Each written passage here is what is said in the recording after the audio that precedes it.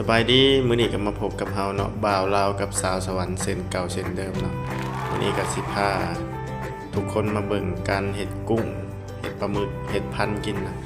มื้อนี้นางก็ขึ้นมื้อเพิ่นไปซื้อปลาหมึกมาแนวละครึ่งโลเนาะกับกุ้งอย่างละครึ่งโลหลังจากนั้นก็ได้ไปเอามะนาวอยู่หลังบ้านนั่นแหละเพราะว่าในเฮือนก็ปลูกไว้หลายอย่างเนาะบ่ว่าจะเป็นเครื่องใช้ในครัวเรือนเกือบทุกประเภทนั่นแหละ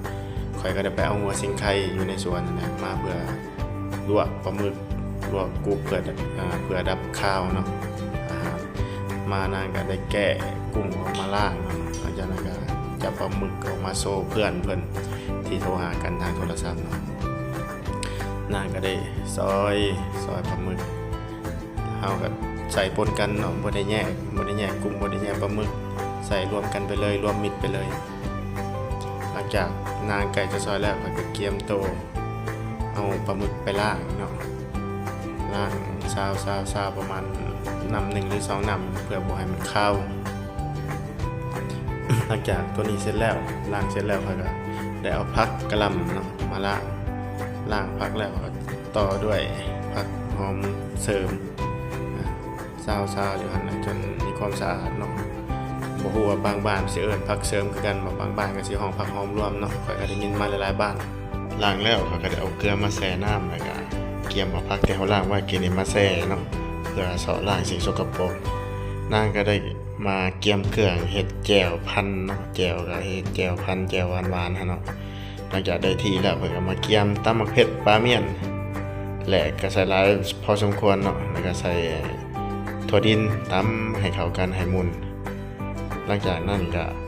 เอาแจ่วที่เราตำนั้นมาใส่กับน้ำที่เราต้มใส่น้ำตาลหั่นปรุงใส่เกลือใส่แป้งนัวใส่น้ำปลาตามหมักนาวหมักสมก็ใส่หลายเนาะหมักพอดีก็ใส่หน่อยใส่พอดีมีสูตรตายตัวหรืออยากใส่ตัวใดก็ใส่เนาะคิดว่าตัวเองหมักแซ่บแบบใดก็ใส่สามันหลังจากนั้นนางก็ซีมก็ถือว่าโอเคยกโป้ให้2 บาทตามนั้นหลังจากนั้นก็น้ำกระพด